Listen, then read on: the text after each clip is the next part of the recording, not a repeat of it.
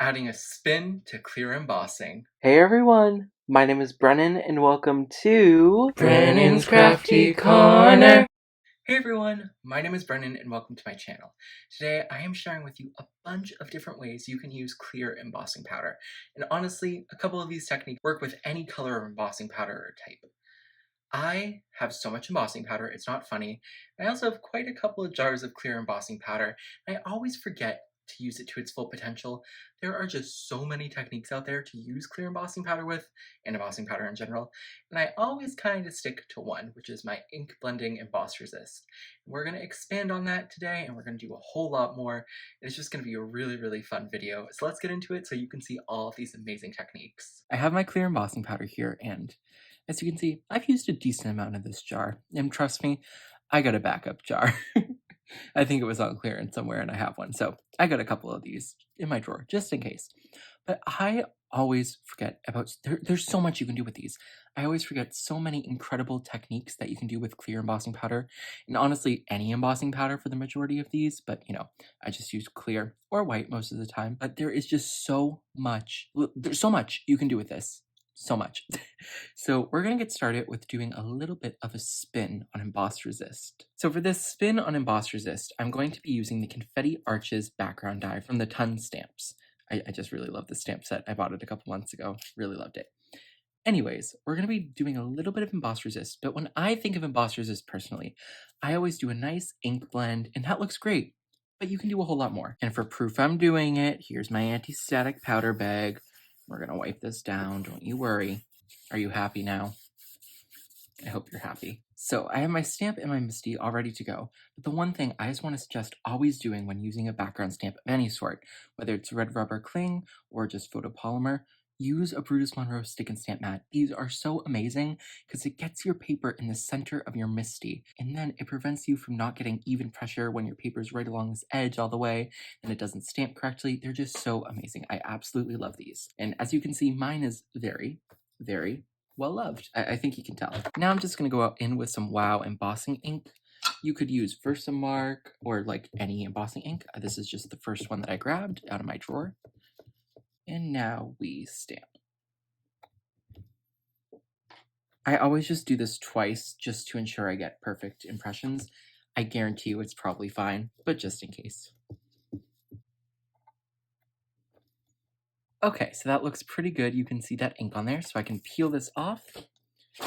And now I will just pour some clear embossing powder over this. When using any embossing powder, I love to use a coffee filter just to catch it, and it's really easy to pour back in your container because that coffee filter is really malleable.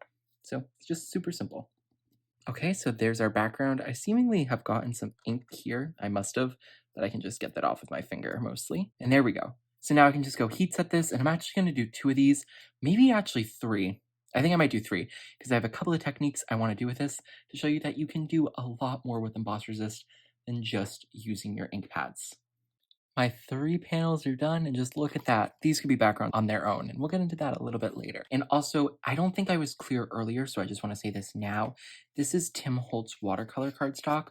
With the techniques we're about to do, you just want to make sure you have cardstock that can handle a lot of water and media, or different mixed media, because we're going to get a little bit messy. For our first alternative resist technique to ink, for embossing, we're going to be using some Nuvo Shimmer powder.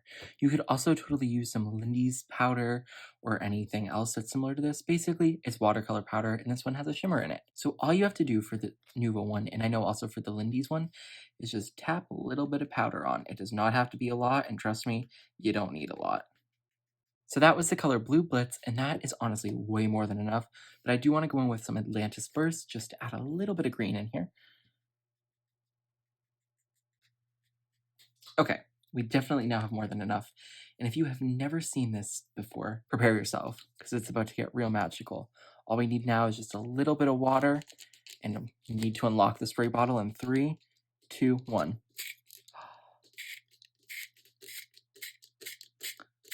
Look at that. Oh, I love this stuff so much.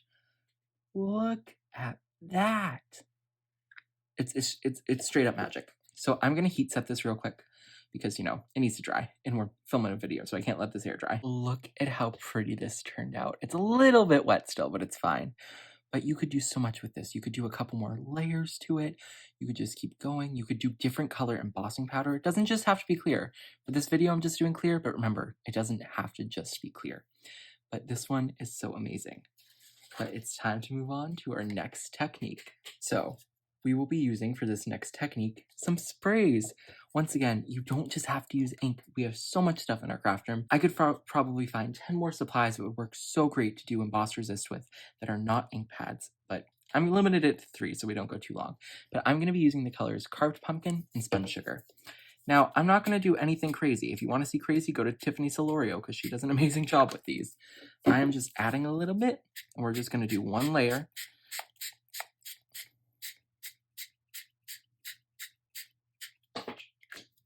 And that's basically it. Now I'm just going to heat set this and then we'll be done with this background. And just like that, we have another background. I accidentally got some blue on it from the previous one, but it's fine. It's fine. But lastly, we have one more technique I'm showing to do emboss resist with.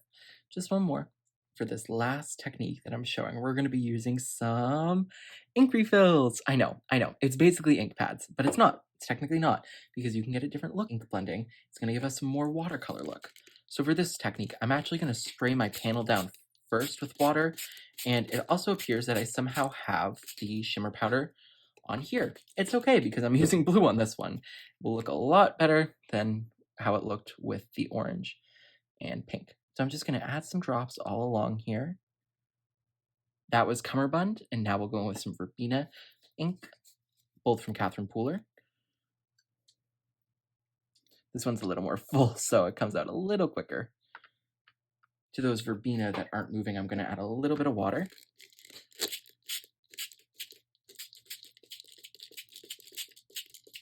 And I'm also just going to add a little bit more Cummerbund.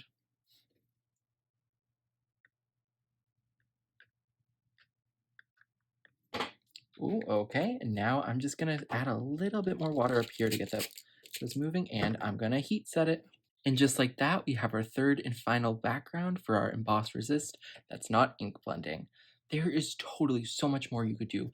You could maybe do some liquid watercolors or water brush markers like the Karen markers or the Zig markers. There is just so much you could do with this technique that doesn't have to be ink blending.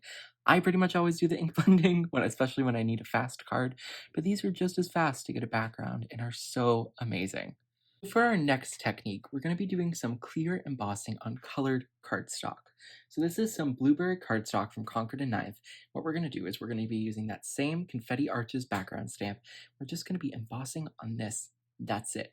That's all we're doing for this first one. And fine, I'll do it. Just like before, I have my Brutus Monroe stick and stamp mat in there with the cardstock on it. I'm going to go in with some Wow embossing ink. Just ink up my stamp. As you can see, that cardstock is starting to lift because I do need a new mat soon. It still sticks good enough. It's seen a lot of use and honestly a lot of abuse. Just look at all the ink on that thing. And I'm just going to do this one more time for good measure. And then just like before, we're going to take our clear embossing powder and over our coffee filter, pour it onto our cardstock. And with our embossing powder on here, I'm going to go heat this up. Okay, I wanted to show this embossing powder melting because just look at that color change. Embossing powder is just straight up magical, but this is just a really cool way to actually see it happening. Yeah, I just love embossing powder. Now here is that gorgeous background with that heat embossing all done on it.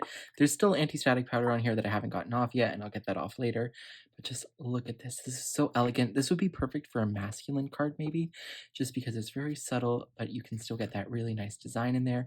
You still get a little bit of shine. And if you thought we were done with the colored cardstock, no, I'll be right back. So, just like with that blueberry cardstock, I did some simple heat embossing with that confetti arches background stamp and did that with that clear embossing powder. Exact same thing as I did before with the blue. But now, I'm going to add a little bit to this and get ready for it. I'm going to go back to heat emboss resist with some ink pads. So I'm going to actually ink blend over this colored cardstock. So the purple under the circles will remain the same, but the rest of the panel that doesn't have the embossing on it will change color. You could do this with so many different colors and it could look so amazing. But right now, I'm just going to be doing some Cummerbund, some pixie dust, and some cotton candy ink, all from Catherine Pooler. So I'm going to do my ink blend, cummerbund at the top, pixie dust in the middle, and then cotton candy at the bottom. I'm just going to go in first with this cummerbund. I do have a lot of dark blue ink on this brush, so it might kind of take over a little bit. So yeah, that's definitely a little darker than cummerbund typically is, but that's okay. It'll still look nice in the end.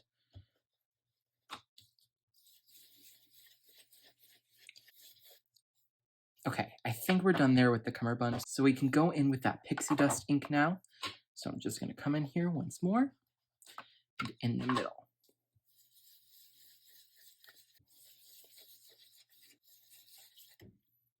Okay, and I think we're just about good there. So now lastly, I can go in with my cotton candy ink.